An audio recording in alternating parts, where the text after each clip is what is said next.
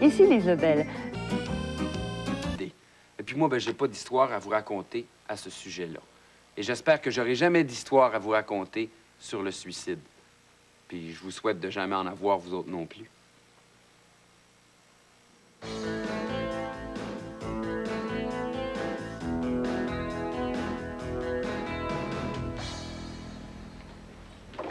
Thomas pas téléphoné? Non. Il était pas à l'école cet après-midi. Je suis allée pour porter ses livres, puis il y avait personne. Hey, coudonc. C'est pas aujourd'hui que les Lemire devaient avoir la réponse pour son adoption? Ben oui, c'est pour ça que je vais y parler. Hey, je suis assez contente. Il va avoir une vraie famille, enfin. Plus besoin de changer de foyer à tout bout de champ. Hey, depuis le temps qu'il attend ça. Hey, il pouvait pas mieux tomber que sur les Lemire. Mais qu'est-ce qui fait qu'ils m'ont pas appelé, donc, encore? Ben, ils doivent peut-être en train de fêter ça. Mais Madame Lemire est à Joliette. Elle peut pas être déjà revenue. Mais c'est donc faire ses affaires en paix. Thomas, là, c'est mon ami, puis je suis contente de ce qui y arrive, c'est tout. Où tu vas? Au dépanneur. Achète des biscuits. Thomas? Ah, c'est toi, Geneviève. Non, j'ai pas de nouvelles. Mais pas de nouvelles, bonne nouvelle, paraît.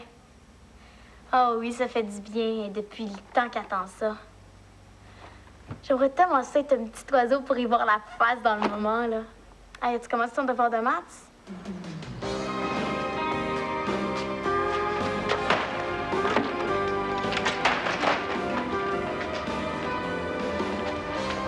Fais le numéro 4 pendant que je fais le numéro 3. Encore au téléphone? Chut, j'ai de voir. Hey, t'es au moins dans le garage. Hein? Pour un gars qui vient d'apprendre une bonne nouvelle, là, il a pas l'air à emmener large. Mais comment ça? T'es sûr que c'était lui?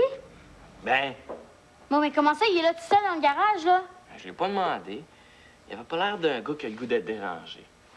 J'y vais. Daphné!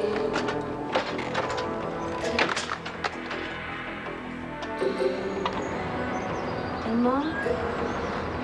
C'est quelqu'un? Sac ton camp. Thomas? Hey, t'as-tu compris ce que je viens de te dire? Sac ton camp. Je vais plus jamais voir personne de ma vie. Ah ouais, va-t'en, décampe. Ça va pas, Thomas. Ah oui, ça va très bien, merveilleusement bien. Ils écœurent, hein.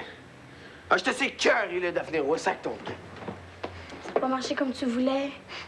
Ça a marché comme je voulais. Penses-tu que cette personne qui s'en occupe de ce que je veux? Si tu veux que ça fasse au monde tout ce que Thomas Lalonde veut. Je compte pas, mon chéri. T'en étais pas rendu compte? Les Lemire veulent pas t'adopter. Non. Mon père veut pas que les Lemire m'adoptent. Parce que mon père veut continuer d'être mon père. Il est fin d'abord. Il m'écrit pas, il vient jamais me voir. Il passe en vitesse une fois par année, sous comme une botte. Mais c'est pas grave. Mon père veut me garder pour lui, mon père. Il s'en sac-tu que je change 350 fois de foyer par année? Puis il s'en sac-tu que je suis jamais chez nous, c'est que je vais? C'est mon père. Il fait ce qu'il veut. Puis toi, Thomas Lalonde, ben, crève. Madame Lemire, elle peut rien faire. Madame Lemay. Je suis sûr qu'elle n'a même pas la lettre. De toute façon, elle va dire si ton père veut pas, mon pauvre Thomas, on peut rien faire pour toi. C'est la loi. Et comme les autres, Madame Lemay, dans le fond, elle s'en sac pas mal. C'est pas vrai, ça. Mais pourquoi elle s'empoisonnerait la vie avec moi? C'est bien me le dire. Faut pas faire confiance en personne. C'est de la bullshit. Pour être mort, pis ça ferait pas un pied à personne. Thomas, dis pas ça, c'est pas vrai. Tu pas encore changer de foyer, là. Oh non, sûrement pas. Ils font pas se couler une autre fois, certain. Faut disparaître avant. Vous autres, on est là. Les autres, de toute façon, vous pouvez rien pour moi. Puis y a personne qui peut rien pour moi. De toute façon, j'ai tout le monde. Qu'est-ce que tu vas faire? Mais pourquoi tu viendrais pas chez nous? Tu vas être mieux. J'ai jamais mieux. Va-t'en, Daphné. Je vais être seul. Thomas, Hey, je vais avoir la paix. je veux pas te laisser tout seul. Hey, tu comprends-tu le français? Je vais être seul. Sac ton camp! Viens donc. Tu veux rien comprendre, hein? Ah ouais, va-t'en. Si t'as besoin de quelque chose, là. Besoin de quelque chose.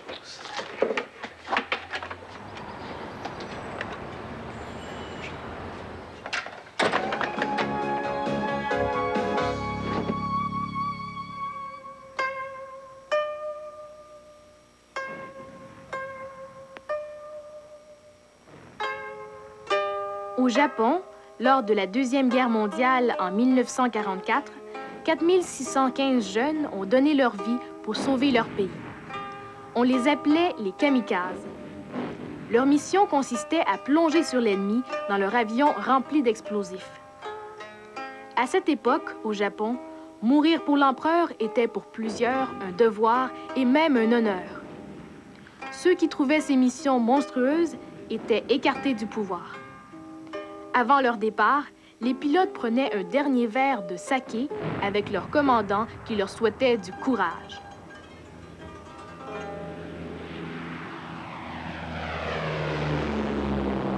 Banzai! Banzai! Banzai! Banzai! Banzai! Banzai! Souvent, avant leur dernier voyage, ils écrivaient une lettre d'adieu à leurs parents et amis. Les jeunes ne partaient jamais sans porter au front les couleurs de leur pays. Ils étaient fiers de mourir pour le Japon.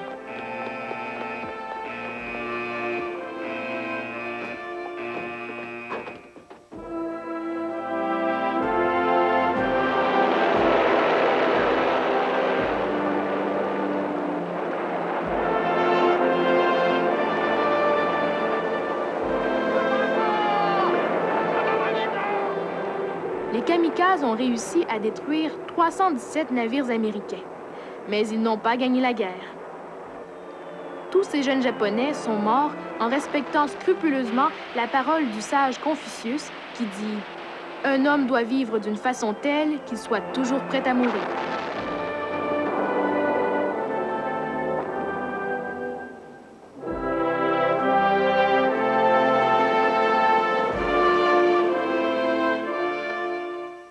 Le suicide, c'est pas un sujet facile. Vous avez peut-être des amis qui ont déjà pensé à se suicider. Peut-être que vous connaissez des gens qui se sont suicidés. Aujourd'hui, on va en parler avec mon invité, Claude. Bienvenue au Club des 100 watts. Passe tout droit, on se peigne, tape en bas, en haut, comme ça, comme ça.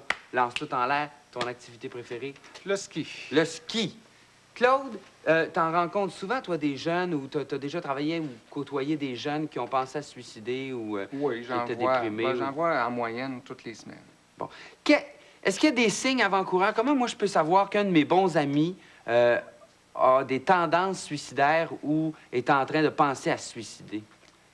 Ben, la première affaire qu'il faut savoir, c'est que s'il ne veut pas t'en donner des indices, tu n'en auras pas beaucoup de signes avant-coureurs. Mais la plupart du temps, il nous en donne entre les lignes. Il faut savoir lire un petit peu entre les lignes. Si ton ami, ça fait quelques fois qu'il fait allusion, que la vie ne vaut pas la peine d'être vécue, qui se demande s'il a envie de continuer à vivre. Qui est plus comme avant. Il est plus comme avant. Tu vois, il commence à dire qu'il dort moins bien, il mange moins bien, il sort plus comme avant. Les affaires que ça lui tentait de faire auparavant, ça ne lui tente plus. Si des fois il se débarrasse des affaires qu'il aimait beaucoup, mais que là, ça ne l'intéresse plus. Ça aussi, ça peut être un signe important. Et à ce moment-là, ça vaut la peine de lui en parler directement. Mais on en parle comment? Je sais pas pour lui dire « Hey Claude, t'as l'air déprimé, penses-tu à te suicider? » Est-ce que je peux aborder ça directement comme ça? On a longtemps pensé que si on abordait ça directement, même les médecins, ils pensaient ça. Ils pensaient que ça lui ferait peur ou que ça lui mettrait des idées dans la tête. Alors que c'est le contraire que ça fait. Si lui, il pense à ça, il a un peu honte de ça, puis il n'ose pas en parler. Mais si toi, tu es capable d'en parler honnêtement, comme tu parlerais d'un autre sujet, de ses blondes, ou de sa peine d'amour, ou tout ça. Tu m'inquiètes, tu as l'air déprimé ces temps-ci, y a-t-il quelque chose qui va pas? Je dirais pas tu m'inquiètes, tu as l'air déprimé, mais je dirais ça va mal tes affaires de ce temps-là, tu as de l'air découragé. Est-ce que tu as déjà pensé à mourir? Ou as-tu envie qu'on en parle? Est-ce que ça peut arriver à tout le monde? Moi, bon, je suis le genre de gars, ça va bien dans la vie, je fais tout le temps des blagues, mais est-ce que moi, ça pourrait m'arriver d'avoir envie de me suicider à un moment donné? On est porté à penser que ça arrive juste aux autres. Hein? C'est comme d'autres malheurs ou d'autres accidents. Ouais. Mais il y a des gens qui ont fait des études, comme il y a un monsieur Tousignan, il y a quelques années, qui a fait des études dans la région de Montréal, dans les écoles secondaires, secondaire 2, 3, 4. Oui. Et dans son étude, il avait montré qu'il y avait à peu près 3 adolescents sur 20 qui avaient déjà pensé à mourir. Ah C'est quand oui? même beaucoup. Ça veut dire que dans ta classe, il n'y en aurait plus que 3. Et si tu fais le même genre d'études au niveau d'un cégep, là, il y a un monsieur Lamontagne qui avait fait cette étude-là, puis lui, il arrivait au cégep à 6 sur 10, qui avait déjà eu cette idée-là dans la tête. Alors, il ne faut quand même pas penser là, que c'est honteux qu'à un moment donné, ça nous passe par la tête ou c'est épouvantable. Ça fait partie de la vie. Ça peut arriver à tout le monde et c'est bon d'en parler. Ces idées-là peuvent arriver à tout le monde. Pas de faire le geste, mais les idées peuvent arriver à tout le monde et c'est bon d'en parler, puis il ne faut pas avoir honte de le faire.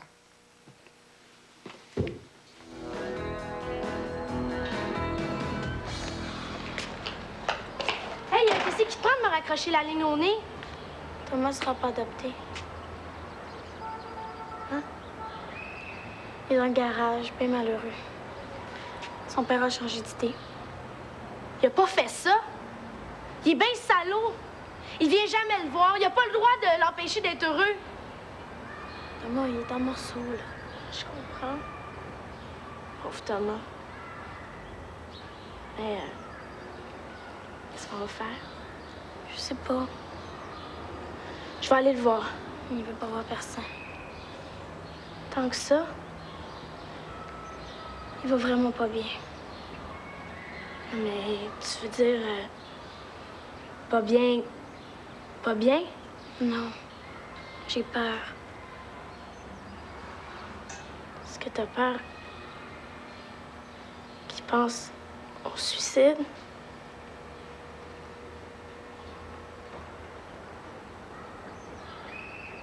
Je sais pas quoi lui dire. Je sais pas quoi faire. Je m'en allais chercher Mathieu. Je vais aller tenir compagnie en attendant. Mais il veut pas voir personne. Mais il faut y aller quand même, Daphné. Ce serait mieux. Je vais. Ce sera pas long, je reviens.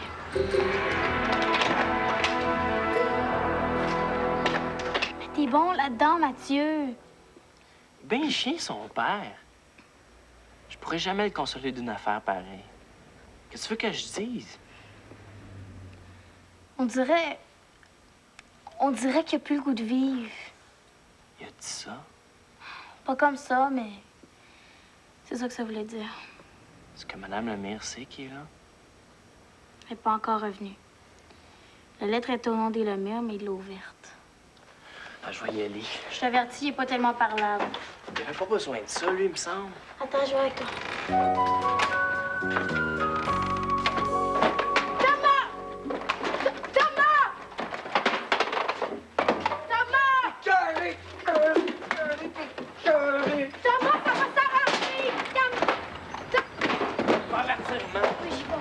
Pas ta guitare, Thomas! Mon chat, moi! Veux-tu la lâcher? J'en jouerai plus de guitare! Mais tout dans tes oignons! Lâche-la! J'en peux rien, mais plus rien! Je vais tout casser! Je veux pas que tu la casses, Thomas, c'est ta guitare, puis tu joues bien. Veux-tu lâcher ça? J'en veux plus de guitare! De quoi tu te mêles, toi, d'abord? Tu vas être content de la voir quand ça va aller mieux. Ça ira jamais mieux! Je jouerai plus jamais de guitare! Plus rien savoir de personne, pas de temps! Je suis ton ami, hein. C'est bon, ça. Vas-y, braille. Je suis plus capable, Mathieu, je suis plus capable. Je te comprends.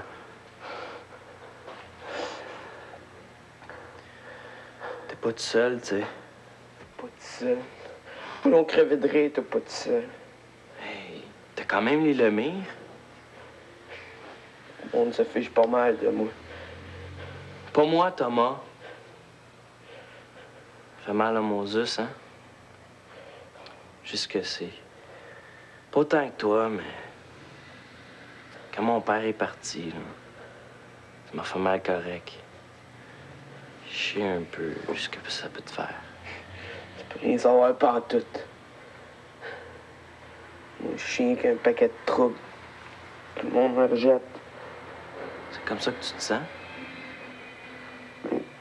Toi, au moins, t'es un père, une mère, une soeur. Une maison, t'es chez toi. Ouais, c'est vrai. Moi, j'ai plus rien. Je suis plus rien.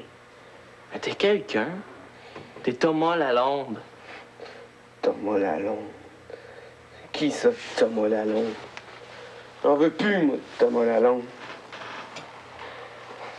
Personne m'aime, puis personne m'aimera jamais. Puis je les comprends. Qui voudrait être quelqu'un comme moi? On est là, nous autres, tes amis. On te laissera pas tomber. J'ai pas besoin de personne. J'ai déjà pensé ça aussi. J'avais plus d'énergie pour rien. Même pas pour vivre. Dans ce temps-là, on se dit que la vie vaut plus la peine, hein? C'est de la merde. Il me semble qu'il pourrait te laisser un peu. Je suis plus capable, Mathieu. Je suis plus capable. J'en ai mon troc. Je peux vivre. Je peux mourir. C'est normal. Bien normal. Moi, je me disais avec les Lemire. Mais là, je peux plus vivre comme ça, Mathieu, là. Ça fait trop mal.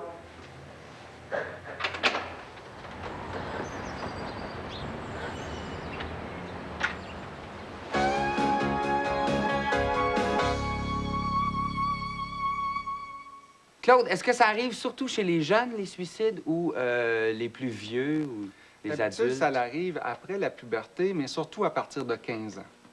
Alors, ça pourrait arriver à un voisin qui est un petit peu plus vieux que toi, ou à ton grand frère, ou éventuellement, toi, si tu as des moments difficiles pendant ton cours secondaire, ça pourrait arriver. Okay. Si j'ai un de mes amis, ou un grand frère, ou un voisin qui pense à se suicider, et que moi, j'en parle à quelqu'un d'autre, à toi, par exemple, est-ce que c'est un petit peu comme si je le trahissais? C'est souvent Lui, il va le prendre comment? C'est souvent la peur qu'on a. Mais on se met sur nous de vouloir l'aider nous-mêmes, mais il faut en parler à un adulte. Et ce qu'on conseille de faire souvent, ça va être de lui dire...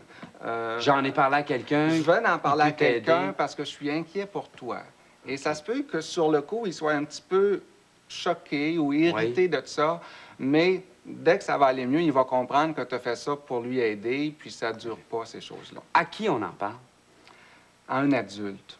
Comme ami de son âge, tu peux bien le comprendre, tu vis à peu près les mêmes choses que lui, mais un adulte peut penser à des solutions que toi, tu n'as pas.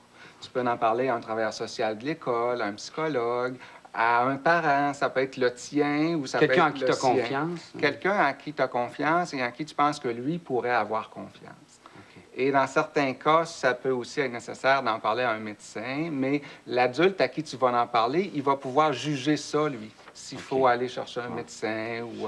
Il existe des organismes aussi qui peuvent vous aider, les 100 watts. Entre autres, Tel Jeune. Vous pouvez appeler Tel Jeune pour n'importe quel problème. C'est le 288-2266 ou 1-800-263-2266. Tel Jeune.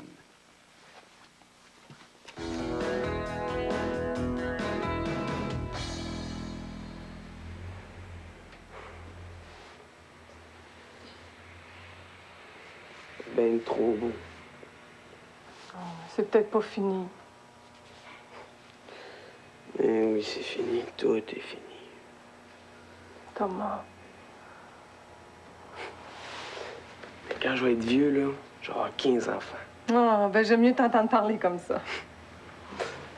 En tout cas, ces enfants-là, ils vont être aimés. Je sais pas ce qu'ils vont faire avec un père comme moi, par exemple. Ben, si t'es courageux adulte comme tu l'es maintenant, je suis pas inquiète. Courageux. T'es très courageux, Thomas. Ça prend du courage pour se ramasser quand il nous arrive des affaires de même. T'es courageux et t'es un musicien génial. Mais là, mettez-en pas trop. Hey, je te dis, tu t'as jamais entendu jouer? Mais je tiens ça de mon père. Faudrait bien qu'il me laisse quelque chose de bon. Moi, en tout cas, là, je t'admire. Toi, Mathieu Roy, tu m'admires. Ouais, je te dis, je t'admire. Jouer de la musique comme toi, là, c'est mon rêve. C'est vrai, ça a toujours été le rêve de Mathieu de jouer d'un instrument. J'ai pas de talent. Mais Thomas pourrait te donner des leçons. Hey, c'est vrai, ça? Wow, là, je suis pas assez bon pour ça, moi. Hey, comment? T'es pas assez bon. Hey, ça sera au bout, ça.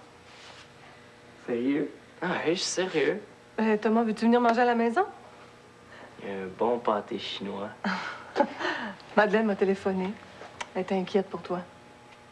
As-tu lu la lettre? Elle n'a pas eu le temps de passer à la maison, mais je lui ai dit. Mais si elle est inquiète pour de vrai, là, elle m'adopterait quand même.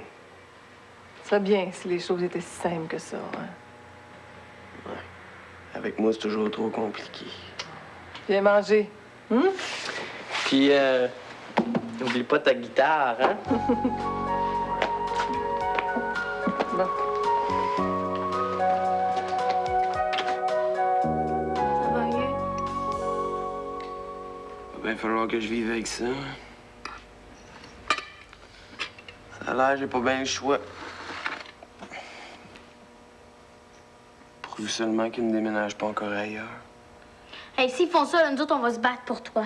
Ouais, on les laissera pas faire. Ouais, mais tu sais, On pourrait être ta deuxième famille. parle-moi plus de famille, toi. Non, mais tu serais mon deuxième frère. C'est vrai. Puis tu revenais chez nous quand tu veux, hein, maman? Bien sûr. Hein, ça me ferait un garçon de rechange. Mathieu est tellement sorti. À ta place, là, je réfléchirais avant d'accepter une sœur comme la mienne. Je suis pas sûr que tu ferais une bonne affaire. Comment ça? La prochaine fois que t'es malheureux comme ça, mon beau Thomas, reste pas tout seul. Il y a toujours quelqu'un qui peut t'aider. Quand on n'a plus le goût de vivre, c'est grave. Parce que la vie, c'est ce qu'il y a de plus précieux. Mais quand ça fait tellement mal que tu l'oublies, il faut chercher de l'aide. Hein? La psychologue de ton école, celle du CLSC proche de chez vous, l'urgence d'un hôpital, même la travailleuse sociale, il y a toujours quelqu'un en qui tu peux avoir confiance. Ouais, mais tu sais, dans ce temps-là, là... Ouais, je sais. Toi, maman, tu sais, Oui. t'as déjà eu le goût de mourir. Ben, quand ton père m'a quittée, puis que je suis restée toute seule, sans travail, avec ma peine d'amour puis deux petits, là, j'ai eu envie de mourir. Il y a des fois dans la vie des moments où ça fait tellement mal, tu penses que ça changera jamais. Mais ça change toujours. Ça finit toujours par changer. Ou bien c'est toi qui changes. Ça finit par faire moins mal, ça guérit. Puis on apprend à vivre autrement. Ça a été si dur. Hey, une chance que j'ai pas fait de bêtises. Je vous aurais pas vu pousser. Je serais pas heureuse comme je le suis aujourd'hui. Hey, on t'aurait pas. Il y a toujours de l'espoir, Daphné. Des fois, il est bien caché, mais on finit toujours par le retrouver. Souvent, là, c'est dans les moments les plus difficiles qu'on apprend le plus. Mais il faut avoir le courage de vivre avec, de passer au travers. Guitare? Yeah. Oui? Oh, Madeleine, c'est toi? Es-tu à la maison, là? As-tu lu la lettre? Oh oui, ça a été dur. Pour toi aussi, j'imagine. Hein? Écoute, faudrait qu'il voie la psychologue, je pense. Ah, vous allez y aller ensemble? Ah, ben c'est bon. Pauvre petit. J'espère au moins qu'ils changeront pas de foyer. Oh, mon Dieu, tu me soulages. Bon, écoute, on t'attend. C'est ça, tantôt. Regarde, tu mets ton doigt ici. Ici. L'index là. Puis le petit doigt là. Troisième. Vas-y. Wesh. Je te l'ai dit, j'ai pas de talent. Mais voyons donc, t'as pas de talent, toi. Faut pas que tu te décourages si vite. Je joue quelque chose. Ouais, je sais pas si ça me tente de jouer. Ah ouais, non.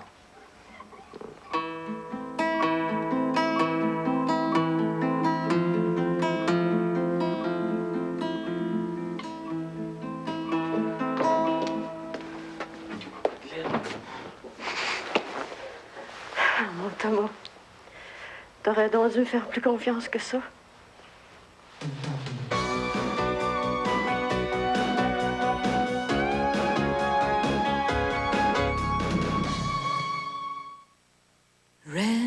Allusion au harcèlement professionnel, en passant par le deuil, l'analyse des gestes ou le dernier film de Woody Allen, c'est de nos vies dont il est question.